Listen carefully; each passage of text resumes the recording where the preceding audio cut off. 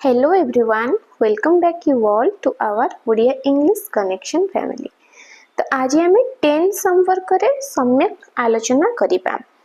तो आमे present tense विषय रे आज आमे जानिबा। तो प्रेजेंट टेन्स रो केते गुडी जो फॉर्म सब अछि ता विषय रे डिस्कशन करिबा। तो से ताकू डिस्कशन करिबा पूर्वरु आपन को किछि छोटो कथाटी मु कहूची स्टार्टिंग रो जहा जानिबा दरकार। तो से विषय रे प्रथमे सुनि नियंतु।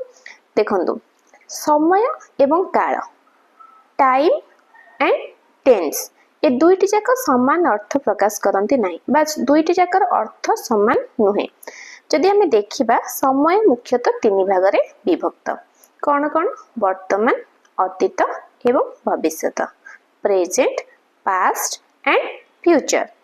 जेते बेले कौन सी वर्ब गोटे एकाधिक रूप से प्रकाशित हुए जदि कौन गोटे वर्ब गोटे अर्थ प्रकाश कर एकाधिक अर्थ प्रकाश करुछि प्रकाशित होई कौन कार्य घटना अवस्था समय सहित संपर्कित हेले ताहाको आमे कोन कहबा टेन्स बोली आमे कहिबा।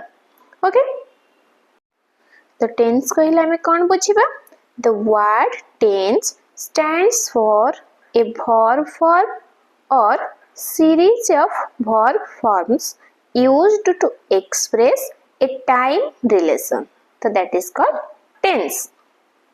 जदि हमें इंग्रजी रे देखिबा टेन्स होची मुख्यतः दो प्रकार present tense and past tense future tense नहीं। फ्यूचर को हमें कोन फ्यूचर टाइम बोली कहि थाउ काहे कि जदि हमें देखिबा फ्यूचर टेन्स भविष्यत काल प्रकाश करिवा पई वर्ब स्वतंत्र वर्ब फॉर्म नाही किंतु किंतु भविष्यत रे घटिबाकू जाउथिबा जे कोनसी कार्य और घटना को प्रकाश करिबा पई आमे कोन करि थाउ वर्ब रो विभिन्न फॉर्म रो सहाय्य नै थाउ। तो ताको आमे कोन करिबा फ्यूचर टाइम एक्सप्रेशन बोली आमे को कहि थाउ।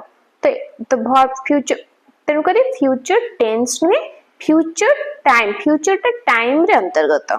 ओके तेनु करी मन रहिला आमर टेन्स होची दुई प्रकार present tense and past tense.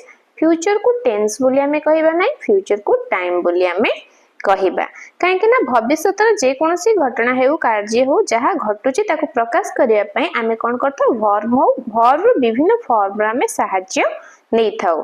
तो एटा को फ्यूचर टाइम भाबे आमे एक्सप्रेस करि थाउ। तो वर्ब कोन एटा को मध्ये आमे जानि नबा उचित। तो वर्ब होची कोन गोटे वाक्य रे जेउ पदटी सब्जेक्ट बा कर्तार कार्य प्रकाश करे ताहाकू आमे वर्ब बा क्रियापद बोली कहि थाउ। जेउ पदटी गोटे वाक्य रे जेउ पदटी कर्तार बा सब्जेक्ट रो कार्य को प्रकाश करे ताहाकू आमे क्रियापद बा वर्ब बोली कहि थाउ।